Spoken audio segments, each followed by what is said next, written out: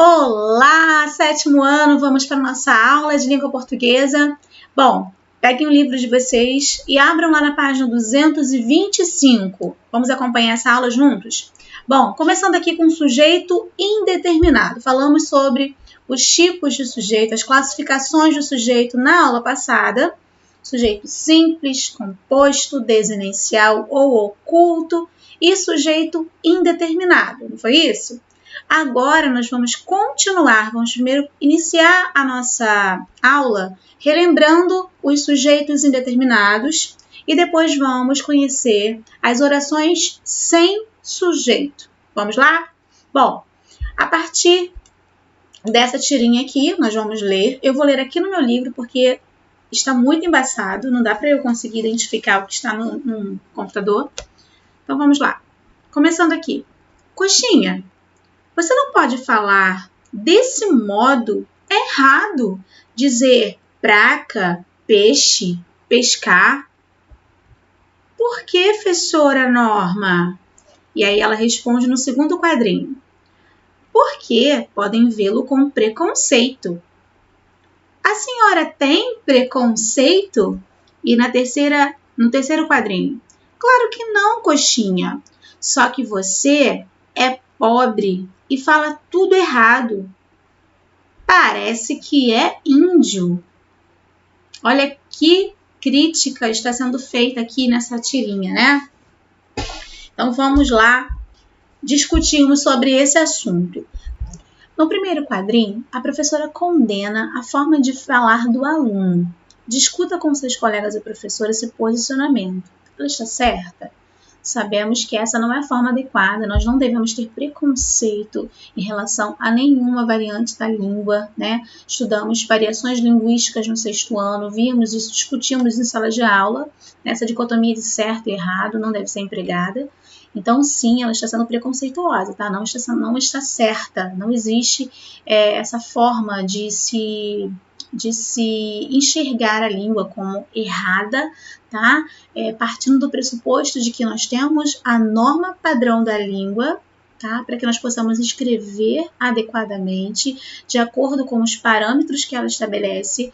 Porém, a nossa língua é uma língua que ela é o tempo todo transformada. Nós temos diversas formas, tá, de nos comunicarmos.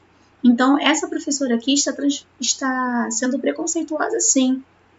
Inclusive, ela diz, lá no terceiro quadrinho, só que você é pobre e fala tudo errado. Além do preconceito linguístico em relação a avaliar a forma como o aluno está falando como errada, ela também apresenta um preconceito em relação à classe social a qual ele pertence, tá? Então, vamos lá.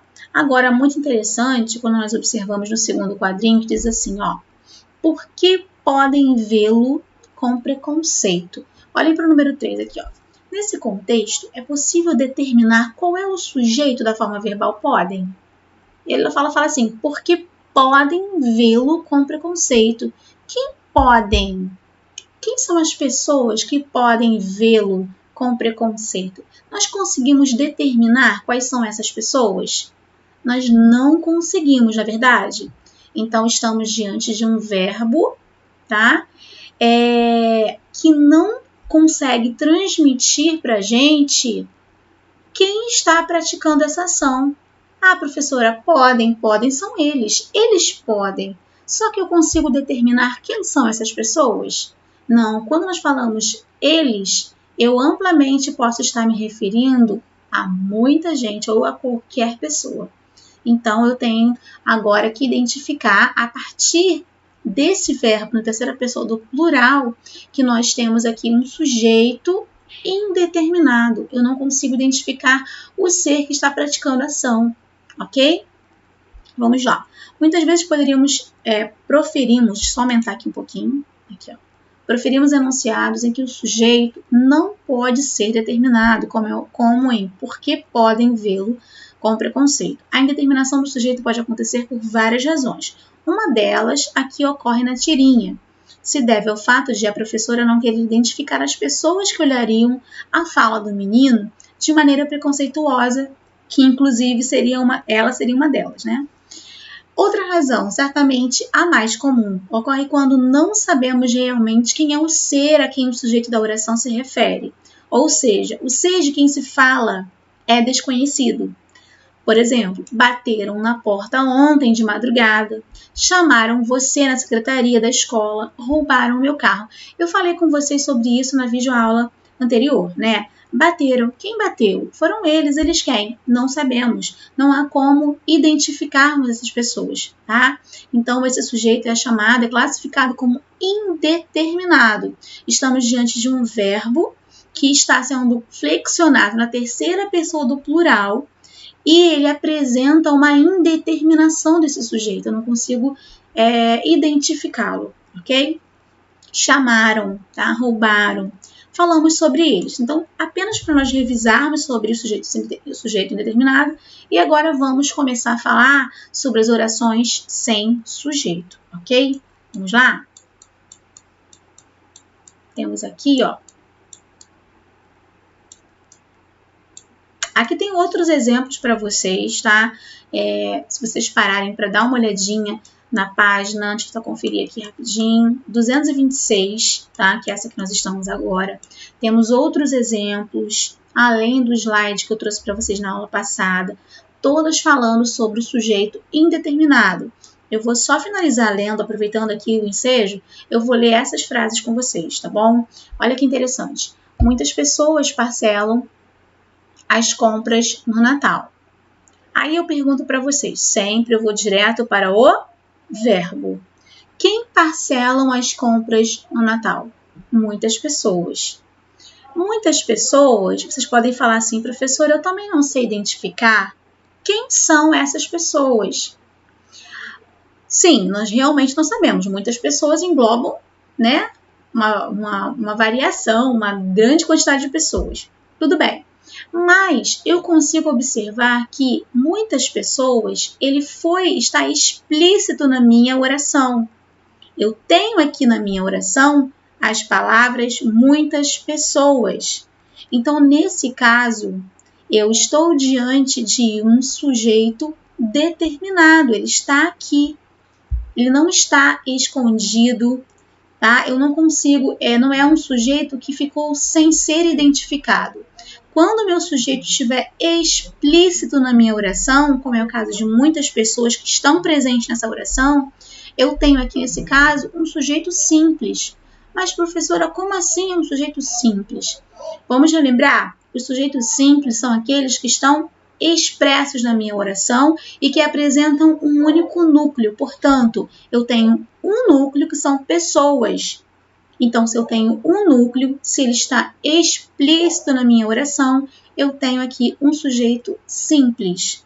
Tá legal? Então, aqui é um exemplo para mostrar para vocês não confundirem, tá? Que esse aqui é um exemplo de sujeito simples e não indeterminado. Vejamos o próximo. Todo mundo sabe que ele vai jogar no Flamengo. Vamos direto para o verbo. Inclusive, aqui eu tenho um período composto, ó.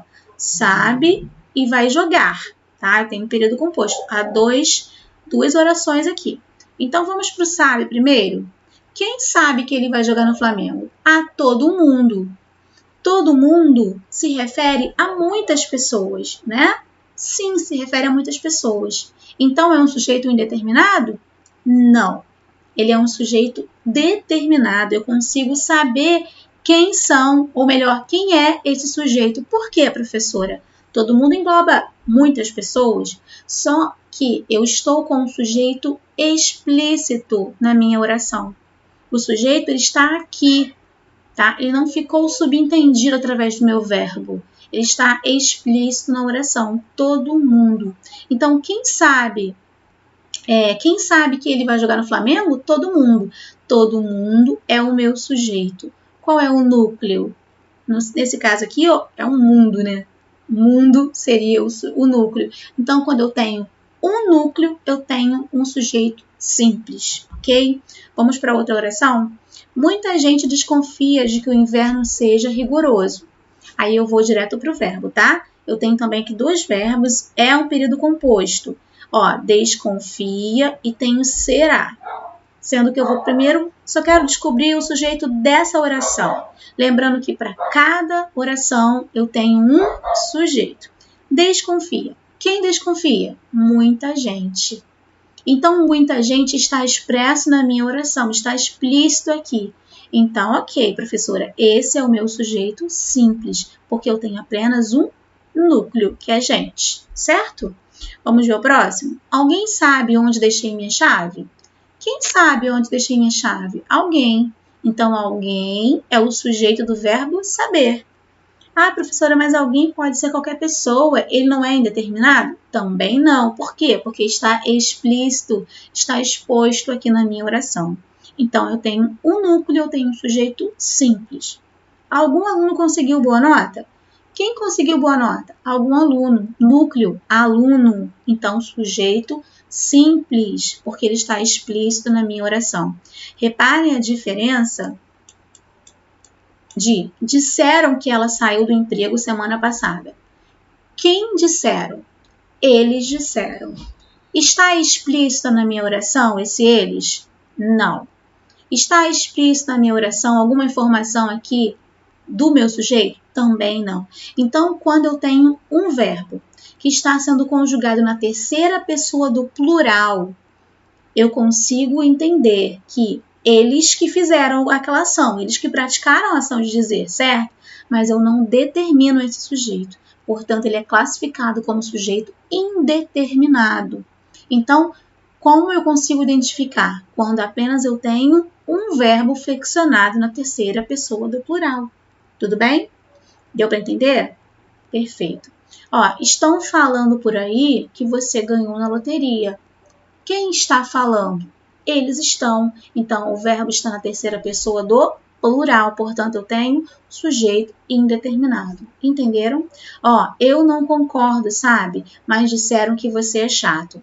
Aí eu pergunto assim, quem disseram que você é chato? Não sei. Através do verbo, eu consigo identificar que são eles, né? Disseram, eles disseram. Mas esse sujeito não está explícito na minha oração. Ele está implícito, escondido, certo? Como eu estou na terceira pessoa do plural, me referindo a qualquer pessoa, então, nesse caso, estou diante de um sujeito indeterminado, ok? Ok. Então, vamos foi ótimo, né? Então, vamos começar com a oração sem sujeito. E eu trouxe para vocês, além do livro, um slide para complementar a nossa aula, tá legal? Porque é uma aula que precisa ter muita atenção. Olha aqui, oração sem sujeito. Vamos lá. Como vimos, os verbos se flexionam para concordar com o seu sujeito. Não é isso, gente? Se eu tenho um sujeito no singular, o meu verbo vai estar no singular. Se o meu sujeito for plural, o meu verbo vai estar no plural. Sempre vai concordar sujeito e verbo. Essa concordância tem que acontecer. Ótimo. Número e pessoa, tá, gente? Bom, agora, meus amigos e minha família, olha o exemplo aqui, ó. Meus amigos e minha família são fundamentais para mim. Primeiro passo, olha para o verbo. Segundo passo, faz a perguntinha. Quem são fundamentais para mim? Meus amigos e minha família. Ok, muito bem. Então, eu tenho aqui dois núcleos. Eu tenho o núcleo amigos e tenho o núcleo família. Se há dois núcleos, o sujeito será composto. Muito bem para quem acertou. Então, eu tenho um sujeito composto aqui, ok? Ok, até aqui a oração ela tem sujeito e o sujeito ele é composto. Agora, vamos prosseguir. Nesse enunciado, temos o sujeito composto que apresenta traços de terceira pessoa do plural. Eles. Nesse caso, dizemos que o verbo ser é pessoal. Esse são aqui, ó, ele concorda em número, né, gente, e pessoa com os núcleos. Por quê? Se eu estou lidando com dois núcleos, ele foi para o plural, certo? Então, aqui, ó, preste atenção que isso é muito importante, tá, gente? Nesse caso, dizemos que o verbo ele é pessoal. Por que ele é pessoal? Porque ele concorda em número e em pessoa. Ele está sendo conjugado na terceira pessoa, tá? São. Por que são? Porque concorda com um número que é plural, terceiro do plural, são eles. Meus amigos e minha família são eles. Então, há uma concordância em número e em pessoa. Então, quando há essa concordância, nós estamos diante de um verbo pessoal. Tudo bem? Deu para compreender o que seria pessoal? Então, vamos prosseguir. Aqui, continuando. Ele é pessoal, pois apresenta um sujeito, como eu mostrei para vocês. Veja outro exemplo. Trabalhamos juntos desde 2005. Quem trabalhamos juntos desde 2005? Fomos nós, né? Nós trabalhamos. Perfeito. Então, também temos um verbo pessoal, porque ele se refere a nós, a primeira do plural. Ah, professora, mas não está expresso.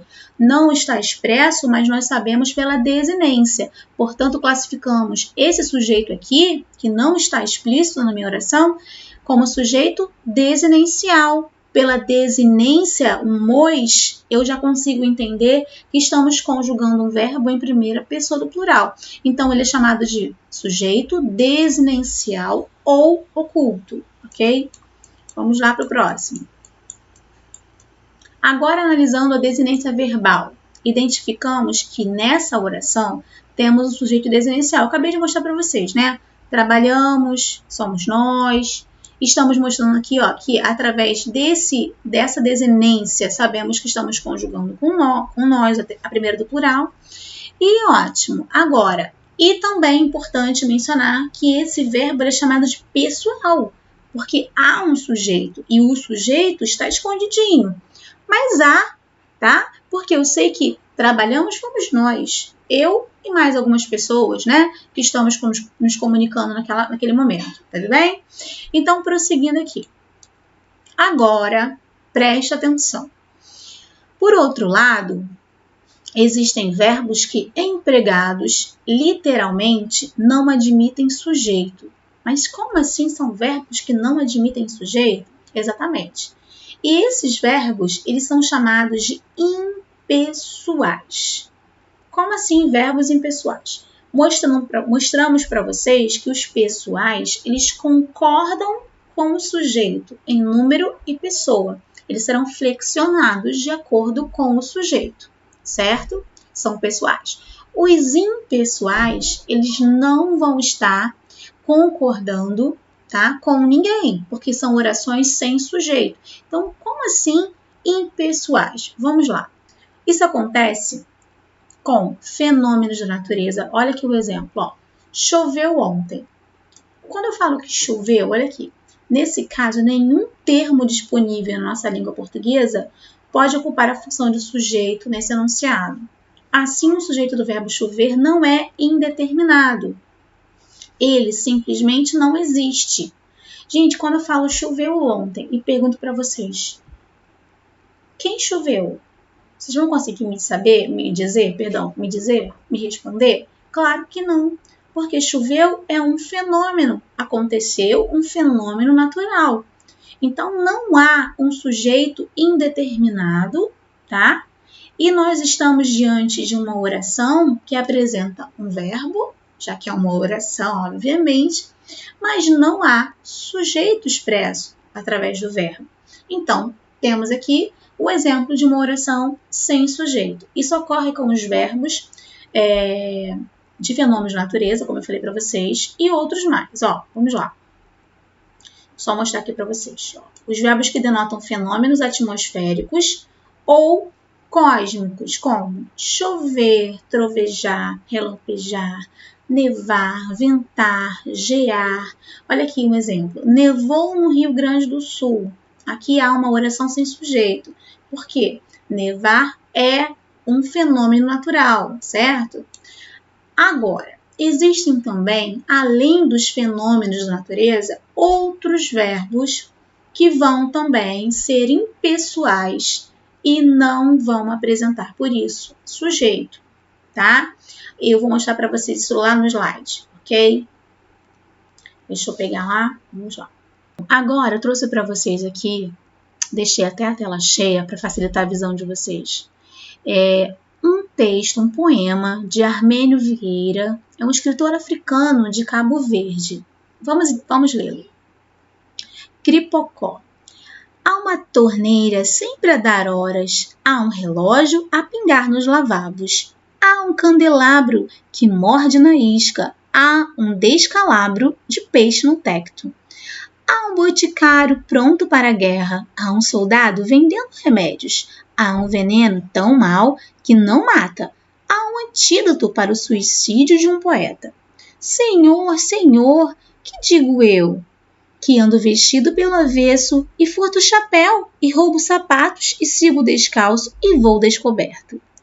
Bom, nesse texto, nós estamos conseguindo identificar o verbo haver sendo empregado por várias vezes. Conseguiram reparar isso? Há uma torneira, há um relógio, há um candelabro, há um descalabro. Deixa eu mostrar aqui para vocês.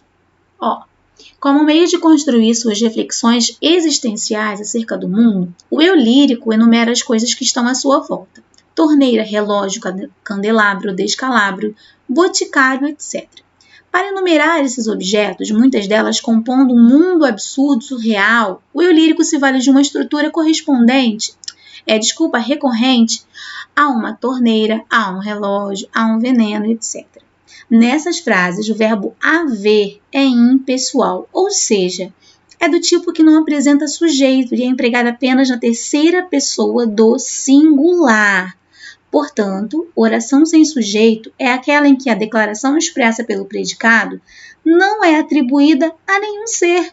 Jamais. Então, nós identificamos aqui, há uma torneira, há um relógio. Nesse caso, o verbo haver, ele foi empregado sem que haja um sujeito sendo expresso, tá? Então, o verbo haver, com o sentido de existir, ele sempre vai ser impessoal e vai estar na terceira pessoa do singular. Ele não vai ser flexionado. Como não é sujeito para a concordância ser feita, então ele vai se manter no singular, ok? Então, mesmo que esses complementos aqui estivessem no plural, nós não poderíamos flexionar esse verbo. Ele se manteria sempre na terceira pessoa do singular, tá? Portanto, é um verbo impessoal. Vamos ver aqui, ó. Os verbos impessoais apresentam-se sempre na terceira pessoa do singular. Eis os principais, ó. Os que indicam fenômenos da natureza, como eu mostrei para vocês lá no livro: chover, trovejar, nevar, gear, ventar, anoitecer, lampejar, fazer frio, calor, entardecer, escureceu cedo hoje, choveu muito nesses dias, faz frio. Olha aqui, gente, se referindo a fenômenos naturais, ok? Olha aqui o verbo haver com o sentido de existir ou com o sentido de acontecer, tá? Havia objetos, olha como ele se manteve no singular, tá? Havia objetos sobre a mesa, há uma menina chorando, ou poderia ser há muitas meninas chorando, se estivesse no plural, ele se manteria no singular. Houve um acidente, tá? E o verbo fazer, haver, ir, na indicação de tempo decorrido. Quando esses verbos fazer, haver e ir estiver indicando tempo que já aconteceu, tempo decorrido, eu vou utilizá-lo também no singular. Tudo bem? E eles também fazem parte dos verbos impessoais, portanto, não apresentam um sujeito, são orações sem sujeito. Olha aqui esses exemplos, ó. Havia ou fazia horas, né, que esperava o ônibus. Fazia 3 dias que não nos falávamos. Vai para 3 dias que não falo com ela. Tudo isso indicando um tempo que já aconteceu, um tempo decorrido, ok? Então, verbos como fazer, haver e ir, indicando o tempo decorrido, são verbos impessoais que vão compor uma oração sem sujeito. Olha o verbo ser indicando o tempo, que é muito comum, ó. Que horas são? São 3 horas. É muito comum isso, indicando o tempo. São 3 horas, eu tenho uma oração e ela não tem sujeito, porque eu tenho o verbo ser indicando tempo. Era a estação das chuvas. Olha aqui também indicando tempo, tá? Essa estação das chuvas aqui é a indicação do tempo. É 1 hora, novamente o verbo ser. Então, para essas 3 orações, eu tenho oração sem sujeito, porque se tratam de verbos impessoais. Vamos lá aqui. Com o verbo existir, agora prestem atenção, porque isso confunde bastante. O verbo existir, esse sim é sujeito. E ele concorda em número e pessoa, ou seja, ele vai ser flexionado, tá? Existem flores no jardim. Flores existem no jardim. Ó, se eu perguntar assim, ó, o que existem no jardim? Olha a perguntinha que nós sempre fazemos. Flores, professora. Então, flores é o meu sujeito. Sendo que aqui eu tenho uma ordem diferente, né? Eu coloquei o sujeito para depois do verbo. Então, isso pode confundir vocês. Mas fiquem atentos, o verbo existir sempre será pessoal e sempre será flexionado concordando com o sujeito em número e pessoa, ok? Vamos aqui outros exemplos importantes. Ó. Existe algum problema aqui? E a pergunta para o que existe aqui? Algum problema. Então, algum problema é o meu sujeito, problema é o meu núcleo, sujeito simples. Perfeito? Concordou aqui com o problema que no singular existe no singular. Se fosse alguns problemas, seria existem alguns problemas, porque o verbo existir não é, repito, impessoal, é um verbo pessoal. Atenção! Se os verbos que indicam fenômenos da natureza forem usados em sentido figurado, o que é sentido figurado, gente? É aquele sentido conotativo, tá? Quando a expressão não é literal, não é denotativa, não é real. Deixarão de ser impessoais e passarão a ter sujeito. Como assim? Vamos explicar isso para vocês. Quando nós usamos verbos que indicam fenômenos naturais, eles são verbos como chover, nevar, não é isso? Sendo que, quando eles não indicam de fato o fenômeno da natureza, eles podem trazer um sentido conotativo, tá? Um sentido figurado. Olha esse exemplo. Choveram críticas quando o autor saiu do palco. E eu pergunto aqui, o que choveram quando o autor saiu do palco? Críticas. Críticas. Ele está empregando, choveram está sendo empregado aqui com um sentido conotativo, ou seja, muitas pessoas criticaram quando esse autor saiu do palco, né? Choveram, ele indica aqui a quantidade de críticas que foi inúmera. Então, nesse caso, foi empregado esse verbo para expressar essa quantidade de críticas. Foi usado de maneira conotativa. Tá legal, gente? Então, por ser conotativa, ela tem sim um sujeito. O sujeito é críticas e concordou, foi flexionado para o plural. Ó, choverão críticas, ok? Sujeito simples. A velha saiu da sala trovejando insultos. Olha o verbo trovejar sendo empregado de maneira conotativa. Trovejando agora aqui, ó, é como se ela saísse gritando, né? A expressão a que se quer se referir é uma expressão de gritos, de algo estrondoso, né? Tentando transmitir, fazendo analogia ao que um trovão pode causar, não é isso? Sempre trazendo uma analogia à palavra, ao verbo que está sendo empregado, é claro. Então, a velha saiu da sala, trovejando insultos, ela estava gritando, né? Falando muitas palavras de maneira muito grosseira, muito alta. E aqui nesse caso, eu tenho que concordar com o sujeito. Por quê? Porque aqui foi empregado de maneira conotativa, tá? Se eu pergunto assim, ó, a velha saiu da sala trovejando insultos.